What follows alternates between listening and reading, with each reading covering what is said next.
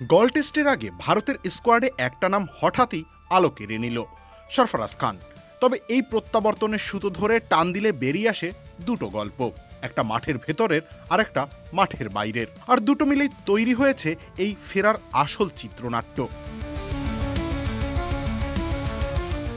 সাই সুদর্শনের পায়ের আঙুলে stress reaction সরফরাজের সামনে দরজাটা খুলে দিয়েছিল ঠিকই, কিন্তু সেই দরজা দিয়ে ঢোকার জন্য নিজেকে প্রস্তুত রাখতে হয়েছে অনেক দিন ধরে। গত ১.৫ বছরে ১৭ কেজি ওজন কমিয়ে মুম্বাইয়ের বর্ষায় মাঠ না পেয়ে শ্রীনগরের শের ই কাশ্মীর স্টেডিয়ামে ঘাম ঝরিয়ে লাল মাটির উইকেটে স্পিনের বিরুদ্ধে নিজেকে নতুন করে গড়েছেন তিনি।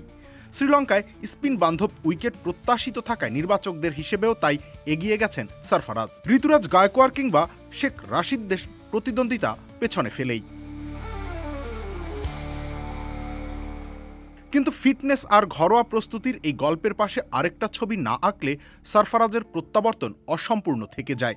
চেন্নাই সুপার কিংসের হলুদ জার্সি, মাত্র ৭৫ লাখ রুপিতে দল পাওয়া সরফরাজ এবারের আইপিএলে ১৬৯.৪৭ স্ট্রাইক রেটে করেছেন ১৬১ রান।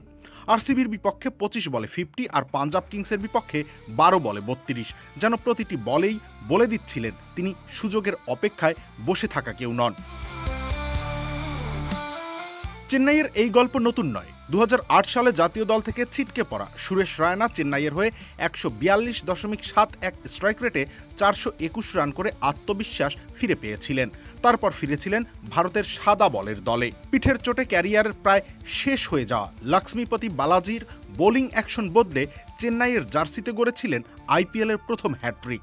৪ বছর পর ফিরেছিলেন শ্রীলঙ্কা সফরে।